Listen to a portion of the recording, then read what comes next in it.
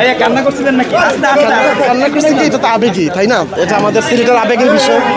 আমরা সিলেট জিতেছে, আমাদের সিলেট জিতেছে আজকে, এটা তো আবেগের ব্যাপার। ম্যাচ শুরুর আগে আপনি বলছিলেন যে গোনার টাইম নেই, আসলে সেটাই কি হলো কিনা? না, ওটা হচ্ছে কি ওই আপনারা দেখেন, এগুলো বাদ দেন। রংপুর আজকে রংপুরও জিতেছে, সিলেটও জিতেছে। রংপুরও জিতেছে, সিলেটও জিতেছে।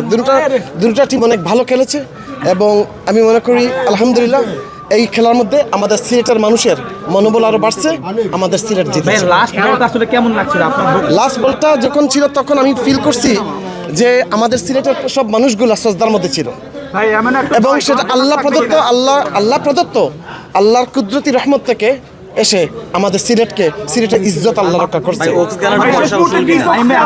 এখানে আমি বলে বলবো না, এখানে আমি বলবো all the credit goes to Allah রাব্বুল আলামিন এবং আমাদের সিলেটের মানুষের দোয়া। আমি এখানে যে সংক্ষিপ্তভাবে আমি এতটুকু বলবো, axis is one of the best player. আমি এগুলো নিয়ে কোনো কথা বলবো না, এগুলো নিয়ে কোনো কথা বলতে চাই। আরো চমক ইনশাল্লাহ যদি ফাইনালে যাই ঐতিহাসিক চমক দেখবেন। চমকটা কবে দেখাবেন ভাই?